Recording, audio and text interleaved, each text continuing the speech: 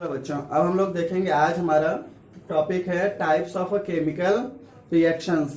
हम लोगों ने अब तक जितने भी टाइप्स ऑफ केमिकल रिएक्शन देखे हैं या फिर देखते भी हैं जहां पर भी हम अपने पूरे इस यूनिवर्स में, तो उसमें हमको मेनली अधिकतर 5 टाइप्स के ज्यादा दिखाई देते हैं।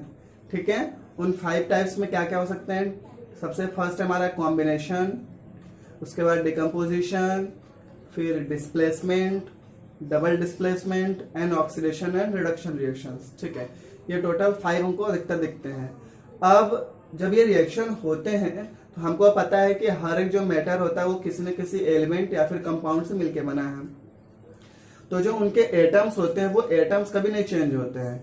वो एटम्स क्या करते हैं, जैसे कि मान लो एक सॉलिड में अगर कोई भी एटम बना हुआ है तो अगर दूसरे सॉलिड या फिर दूसरे किसी मैटर से रिएक्शन करता है तो बस उनमें बॉन्डिंग में चेंज आती है। मतलब ऑक्सीजन अगर पहले इस वाले मैटर से रिएक्ट कर रहा था तो वो ऑक्सीजन जाके दूसरे मैटर में चिपक जाएगा, ऐसा होता है। मतलब एक तरफ से बॉन्ड टूटता है और दूसरी तरफ जाके बॉन्ड जुड़ जाता है। चलो हम लोग देखते हैं इसको अपने सबसे पहले इक्वेशन में। सबसे पहले हमारा है कॉम्बिनेशन रिएक्शन। क्या है हमारा? Combination reaction. तो इस कॉम्बिनेशन रिएक्शन में सिंपली हमको वर्ड से समझ में आ रहा है कि यहाँ पे कुछ कंबाइन हो रहा है।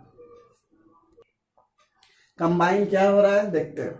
हम लोग अगर एग्जाम्पल लें या फिर कॉमनली देखा भी होगा, अगर पुताई के समय में जो भी हम लोग चूना लेके आते हैं उसको हम लोग क्विक लाइम बोलते हैं। तो वो जो चूना को अगर हम लोग पानी में मिलाते हैं स्पेशली बाल्टी में, तो वो वाटर और चूने के बीच में मीन्स लाइम के बीच में रिएक्शन होता है, तो उसमें दोनों कंबाइन हो जाते हैं। देखो इसमें हमारा क्या बनता है। सबसे पहले इसमें हम लोग स्टार्ट करते हैं। ये जो हम लोग चूना लेके आते हैं उसका फॉर्मूला होता है CaO। ठीक है, जो भी हम लोग लाइम लेके आते हैं इसको हम लोग क्विक लाइम बोलते हैं। क्या बोलते हैं? Quick lime. ये क्विक लाइम अगर रिएक्शन करेगा किसके साथ? वाटर के साथ। तो वाटर का क्या होता है फॉर्मूला? H2O। तो हमारा क्या बनेगा? ये बनेगा कैल्शियम हाइड्रोक्साइड। एक वर्ड आती है OH, जहां पे भी लगे वहां पे हाइड्रोक्साइड आता है। ठीक है, इसको हम लोग बोलते हैं कैल्शियम हाइड्रोक्साइड, या फिर कैल्शियम हम लोग किस फॉर्म में बोलते हैं? केमिस्ट्री के। इसका चलो हम लोग जनरल नेम लिख देते हैं। अभी तुम लोग जनरल नेम इसके पढ़ो। इसका जनरल नेम होता है स्लेक्ड लाइम। स्लेक्ड मतलब होता है बुझा हुआ चूना। क्या होता है इसका? Slaked lime. अब हमको पता है कि जब भी अगर हम लोगों ने कभी ऐसा डाला था तो उसके साथ उसमें हीट भी रिलीज होती है। क्या रिलीज होती है? हीट। हम लोग यहाँ पे राइट कर देंगे हीट। ठीक है, ये हमारा फर्स्ट इसका एग्जाम्पल है। ऐसे बहुत सारे एग्जाम्पल हैं। एक और एग्जाम्पल चलो हम लोग लेते हैं। वो एग्जाम्पल है किसका? हमारा कार्बन डाइऑक्साइड का। अगर हम लोग कोल को बर्न करते हैं, किसको? कोल को। जैसे कि ये सी मैंने यहाँ पे लिखा सॉलिड में, इसका मतलब सी का मतलब कार्बन भी होता है। ठीक है, अगर इसको हम लोगों ने रिएक्शन करवाया किससे? ऑक्सीजन से। अब देखो ऑक्सीजन, ये एस का मतलब सॉलिड, जी का मतलब गैस। ऑक्सीजन से कैसे रिएक्शन करवाया? मतलब उसको हम लोगों ने जलाया, बर्न किया। तो बर्न करने पे बर्न कैसे होता है? जब उसमें ऑक्सीजन से रिएक्शन होती है तब क्या बनेगा? कोल अगर ऑक्सीजन से रिएक्शन करता है तो हमको पता है कौन सी गैस निकलती है? Carbon dioxide. कौन सी गैस निकलती है? Carbon dioxide. ठीक है, तो यहाँ पे ये बनेगा हमारा। चलो एक और एग्जांपल हम लोग देख लेते हैं वाटर का। वाटर का तो मोस्ट इजी है, H2, ये भी हमारा गैस होता है। फिर O2, ये भी हमारा गैस होता है। ठीक है, तो यहाँ पे हम लोग 2 मॉलिक्यूल लेते हैं। इसका रीजन अभी तुम लोग को बाद में बताएंगे, क्योंकि ये बैलेंस नहीं रहता। H2O हमारा किस में आ जाएगा? लिक्विड में। हाँ देखो, मगर H2O हमारा तीनों फॉर्म में हो सकता है ना, सॉलिड में भी, लिक्विड में भी, गैस में भी। सॉलिड में किस फॉर्म में होता है? आइस के। तो हम लोग मान लो, चलो हमने यहाँ पे उसको लिक्विड मान लिया, क्योंकि देखता है हम लोग वाटर किस में इस्तेमाल करते हैं? लिक्विड में। और एग्जांपल है, एक एग्जांपल के तौर पे, और ये तुम्हारे एग्जांपल हो गए। इसमें अब एक और तरीके से हम लोग इक्वेशंस को क्लासिफाई कर सकते हैं। फर्स्ट होते हैं एक्सोथर्मिक, सेकेंड होते हैं एंडोथर्मिक। देखो इन दोनों में अंतर क्या है। अगर हमने बात किया किसमें? एक्सोथर्मिक में। एक्सोथर्मिक मीन्स वो केमिकल रिएक्शंस जिसको करने पर उसमें से हीट इवॉल्व होती हो, उसमें से हीट निकलती हो, तो ऐसे रिएक्शंस को हम लोग बोलते हैं एक्सोथर्मिक रिएक्शन। और ऐसे रिएक्शंस जिसमें हीट एब्जॉर्ब होती हो, ऐसे रिएक्शंस को हम लोग बोलते हैं एंडोथर्मिक रिएक्शन। ओके, देखो हमारा जो ये रिएक्शन बना है ये हमारा कैसा बना है, इसमें देखो हमारी हीट यहाँ पे इवॉल्व हो रही थी, तो जब हीट यहाँ पे इवॉल्व हो गई तो ये हमारा रिएक्शन हो गया एक्सोथर्मिक रिएक्शन। देखो कॉम्बिनेशन रिएक्शन का इस तरह से मैं डेफिनेशन क्या पढ़ा कि रिएक्शन इन विच ऐसा रिएक्शन जिसमें बहुत सारे सब्सटेंसेस, हम लोग लिखेंगे टू और मोर सब्सटेंसेस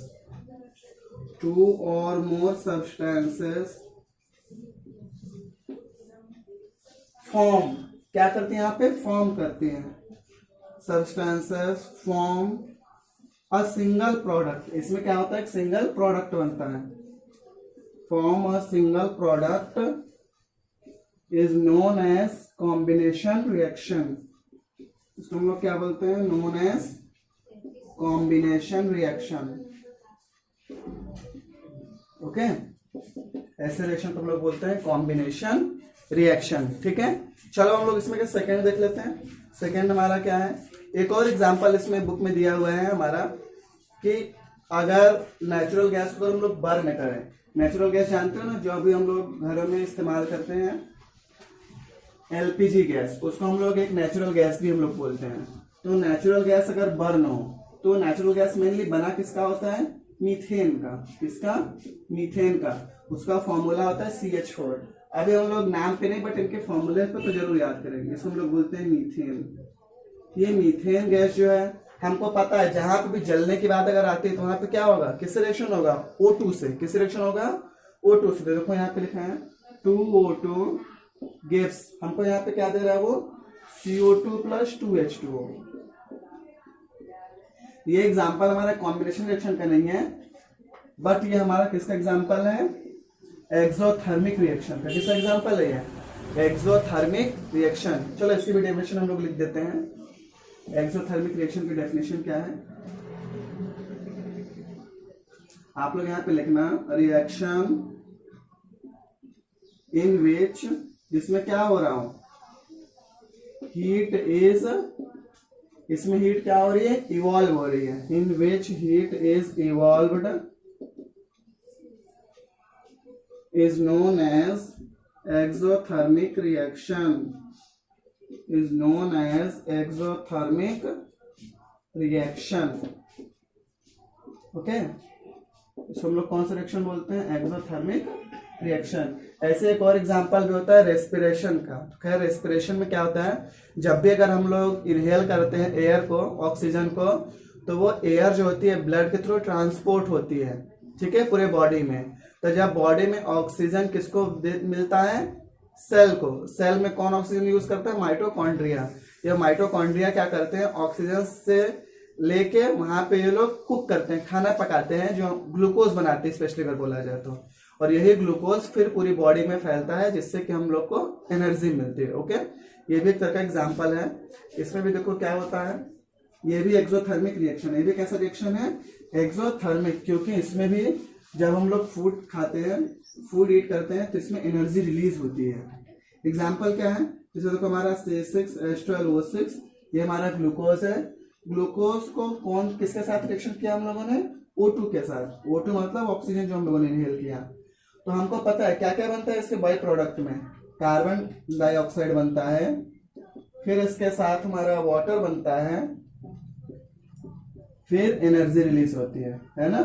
जब भी हम लोग दौड़ते हैं, भागते हैं या फिर कोई काम करते हैं तो उस समय बॉडी में यही रिएक्शन हो रहा होता है।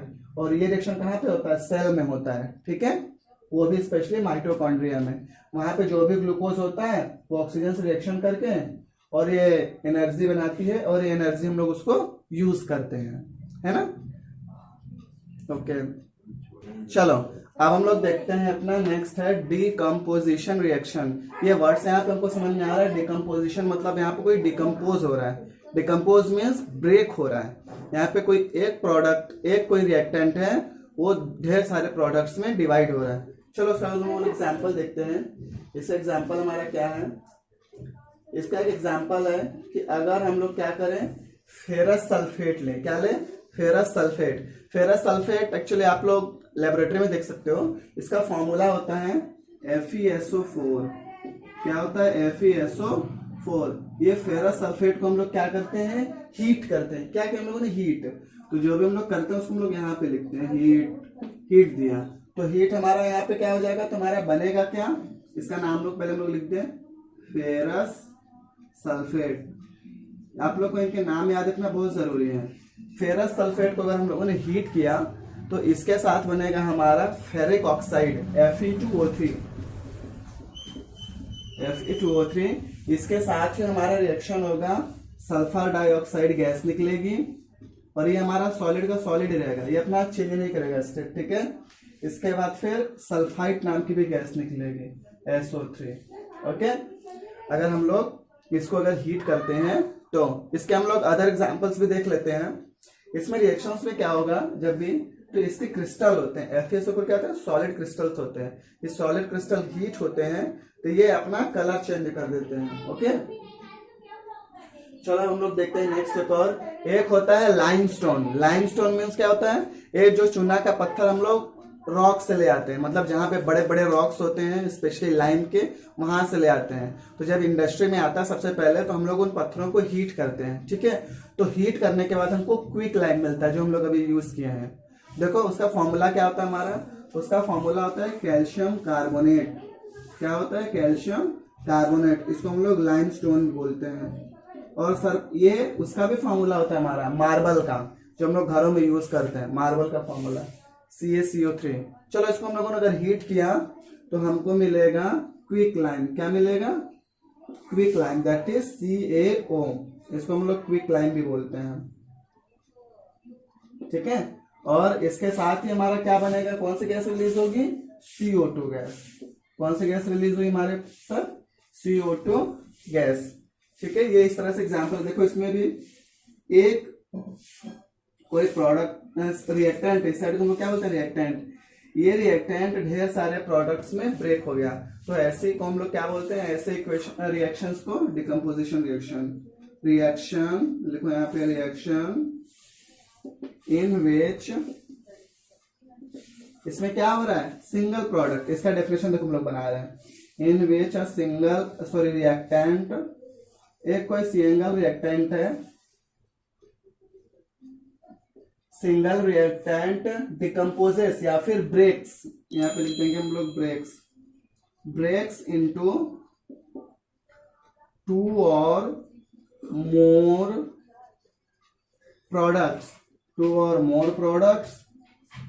known as, इसको हम लोग क्या बोलते हैं? known as decomposition reaction. क्या हो जाएगा? Decomposition reaction. ओके, ये उसकी डेफिनेशन हो जाएगी।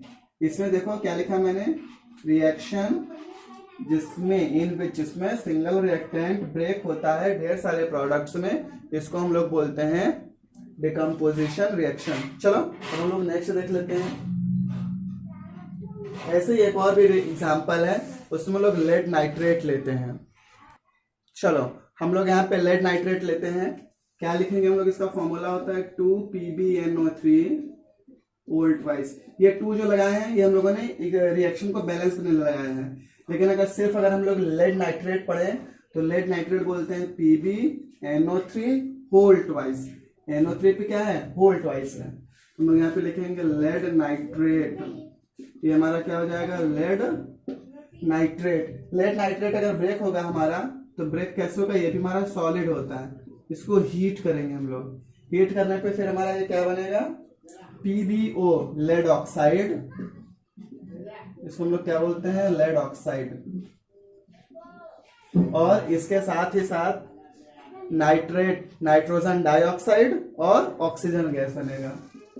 Nitrogen dioxide and oxygen. Okay, ये दोनों क्या है हमारे लिए? गैसेस हैं। और ये क्या है? सॉलिड। ठीक है, इस तरह से ये भी रिएक्शन होता है। और भी देखो डिकम्पोजिशन रिएक्शन होते हैं। हम लोगों ने देखा होगा या फिर शायद कभी एक्सपेरिमेंट भी किया होगा।